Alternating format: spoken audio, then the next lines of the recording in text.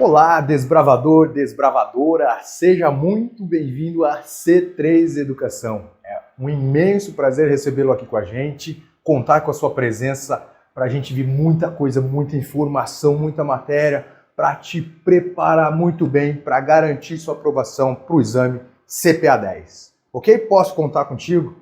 Então vem comigo e vamos junto aproveitar o universo que nós temos para te oferecer por aqui. Então vamos começar com a nossa primeira trilha, Sistema Financeiro Nacional e participantes do mercado. Então vamos lá, né, pessoal? Começamos a falar então das funções básicas daqueles que integram o Sistema Financeiro Nacional. Então, só para contextualizar e entender melhor, nós temos aí de um lado, como vocês podem acompanhar pela apostila ou pela tela, nós temos o agente superavitário, né? Uma figura aí muito conhecida, aliás. Nós temos no meio a instituição financeira e nós temos do outro lado o agente deficitário. Tá, e quem são esses agentes? Quem são esses participantes que trazem essa liquidez para o mercado através de uma instituição financeira? O agente deficitário é aquele que precisa de recursos, é aquele que tem interesse no empréstimo, no financiamento, seja para reformar uma casa, aumentar sua residência, comprar, adquirir um bem, né, um imóvel. O agente superavitário é aquele que tem excedentes de recursos. Se ele tem excedentes de recursos, ele precisa guardar e ele procura uma instituição segura para poder aplicar o seu recurso em troca de juros.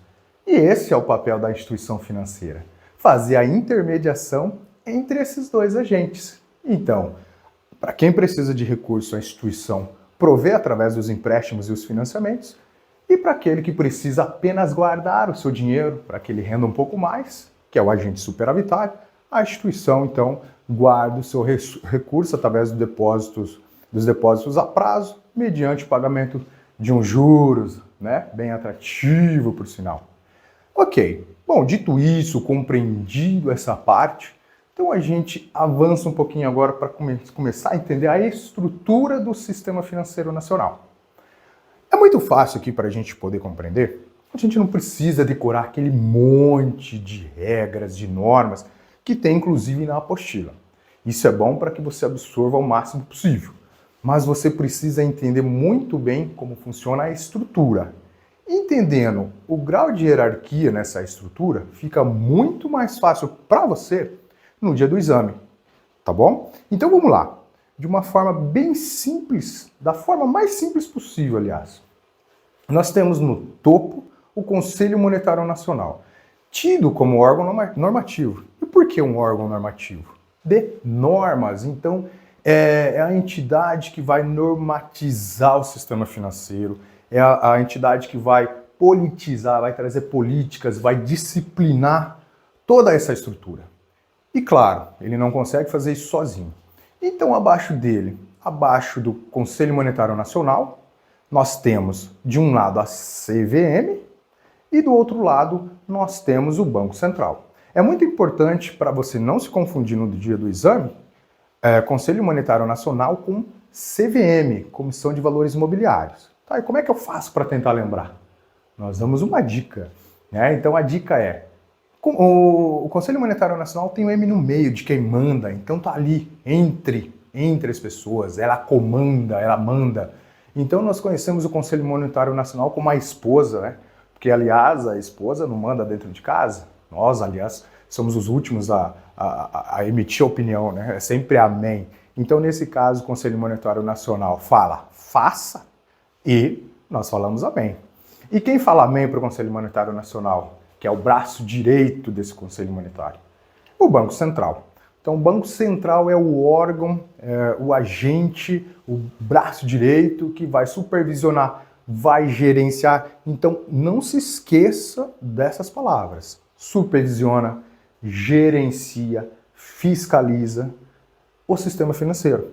Então, ele é responsável pela abertura e fechamento das instituições financeiras, é responsável pelas políticas, né, a condição das políticas, inclusive pela cambial, já que ela faz essa parte de gerenciamento, e ele que vai olhar de perto o papel das instituições financeiras, seja eles bancos de investimentos, bancos comerciais, os bancos múltiplos e demais instituições financeiras que nós conhecemos.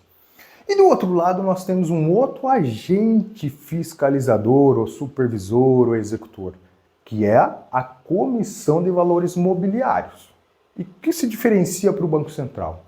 O Banco Central ele tem uma amplitude maior de obrigações, de responsabilidades. A CVM, ela basicamente vai cuidar do mercado de capitais. Ali dentro do mercado de capitais, nós temos as corretoras e as distribuidoras. É muito importante que daqui para frente você entenda, inclusive para o exame, que nós falaremos apenas de corretoras. E por que não de distribuidoras? Porque o papel da distribuidora já foi entendido que ela é o mesmo de uma corretora. Então, até para não ficar naquele lema entre o que pode uma distribuidora ou o que pode uma corretora, que ambos podem fazer a mesma coisa, nós então vamos utilizar daqui para frente apenas corretora. Combinado? Ok? Então, não se esqueçam, no topo dessa hierarquia, nós temos aquele que comanda Conselho Monetário Nacional. E nós temos do lado direito o Banco Central, no lado direito da tela, da apostila, e nós temos do lado esquerdo o papel da Comissão de Valores Mobiliários. São eles os fiscalizadores, os supervisores desse mercado financeiro. Tá?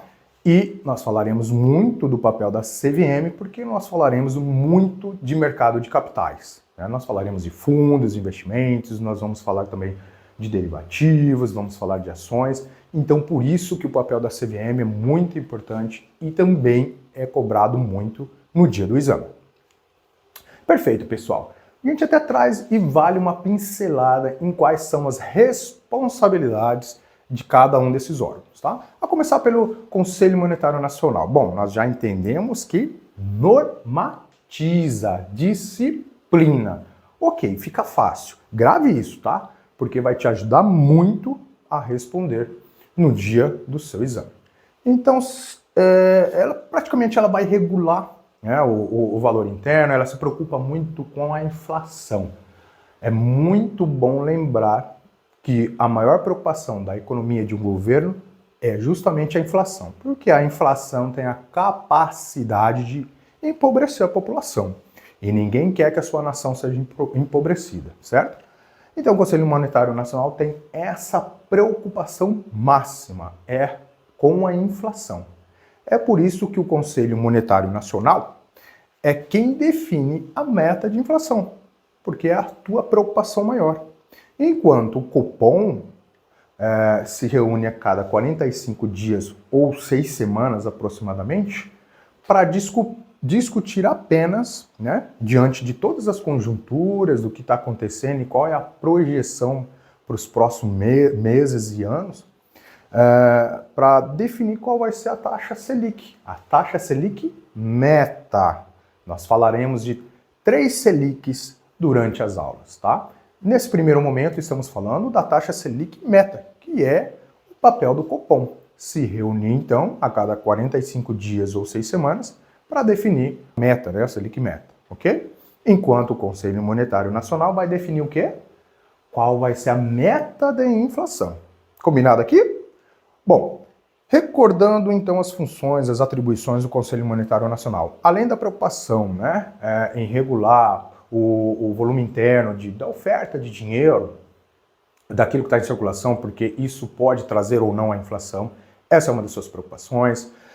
Aumentar a eficiência também do sistema financeiro nacional como um todo, disciplinar o crédito, que ali está muito ligado com a oferta do dinheiro. Nós temos também a autorização do papel moeda, enfim, N atividades. Banco Central. Algumas de suas responsabilidades que você pode acompanhar comigo na apostila.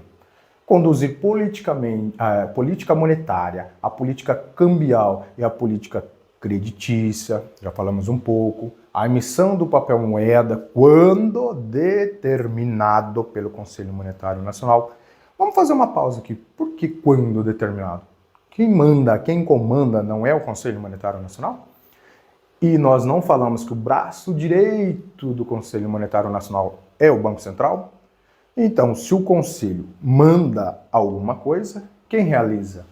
A maioria, né, das responsabilidades atribuídas ao Conselho, quem realiza é o Banco Central. Por isso que nós entendemos que ele é o braço direito dessa autarquia.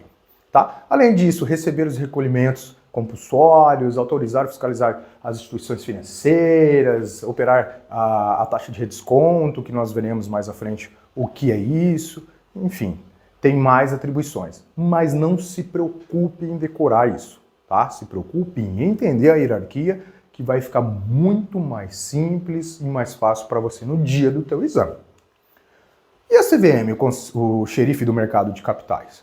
É fiscalizar efetivamente o cumprimento das normas, investigar e punir o descumprimento dessas normas por quem?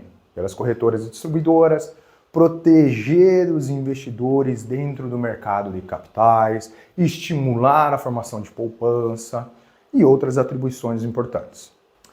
E dentro desse organograma que nós vimos, né, dentro da hierarquia da estrutura, fica muito mais fácil e visualmente, quando a gente se depara com essa imagem, o papel do Banco Central, né, quem ela fiscaliza de fato. Você vê aí bancos e caixas econômicas, as corretoras, inclusive as cooperativas de crédito, que são aí instituições financeiras que vêm ganhando muita força no nosso sistema financeiro, e demais instituições não bancárias. Do outro lado, nós vimos, além das corretoras e distribuidoras, tem o papel das bolsas. No Brasil, a B3 principalmente, ok? Gente, e dentro desse organograma de quem comanda, agora vamos passar para seguros. Quando nós falamos de seguros privados, especificamente para efeito de CPA 10, CPA 20, CEA, ou seja, especificamente para Anbima, nós estamos falando de PGBL e VGBL, ok? Quando nós falamos desses produtos, quem é o conselho responsável por esse mercado, que tem um papel semelhante do Conselho Monetário Nacional? Nós estamos falando aí do Conselho Nacional de Seguros Privados, CNSP. E ela é a responsável, então, pelo papel das seguradoras e resseguradoras. O que são resseguradoras, Heron? As resseguradoras são empresas, né, de seguro que acabam suportando quando as seguradoras não têm a capacidade para suportar um determinado seguro ou está extrapolando o seu limite. Então, ela recorre a uma resseguradora para complementar esse caixa, para complementar essa possível responsabilidade com que acontecer com um determinado seguro. Então, esse é o papel de uma resseguradora. Entendido? Nós temos também as entidades abertas de previdência, em que nós acabamos de falar de PGBL e VGBL, e as sociedades de capitalização. Tá, e ok. E quem que é que fiscaliza esse segmento de previdência privada, seguros e capitalização?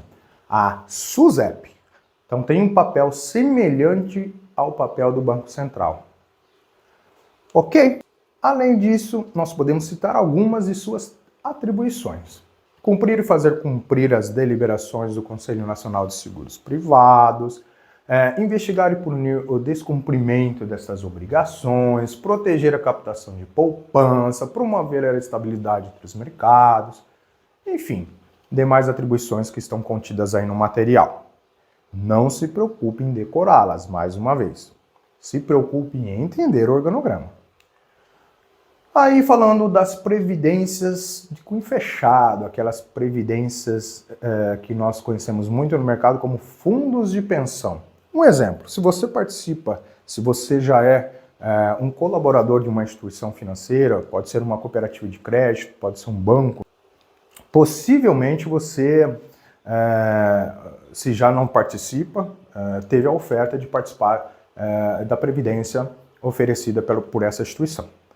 Pois é, isso é um fundo de previdência fechado, ou seja, só é oferecido para os colaboradores.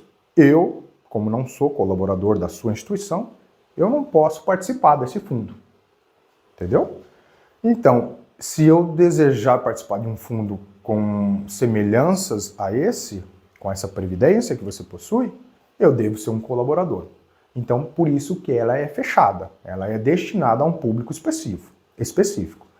E dentro desse segmento à parte, que tem pouco conteúdo na prova, porque não está muito ligado com a sua rotina, se você está aí já como um gerente de contas numa instituição, gerente de agência, tá? Então, ela já é um produto destinado a um público específico, um ambiente fechado, mas tem regras semelhantes às regras que nós vamos ver, inclusive, para PGBL e VGBL. Primeiro, muda-se quem é o conselho responsável. Nesse caso, nós estamos falando da CNPC, que é o Conselho Nacional de Previdência Complementar. O órgão fiscalizador também muda. Neste caso, não é a SUSEP, é a Previc. Ok? Então, essas duas entidades são responsáveis pelos fundos de pensão, pelas entidades de previdência, né, que as entidades fechadas de previdência. E também carregada de responsabilidades. Mas nós não vamos aqui nos preocupar muito, né, em citar algumas, porque está contido no material e vale a pena nós focarmos em SUSEP nesse caso, que são as entidades que é responsável pelas previdências PGBL e VGBL, tá bom?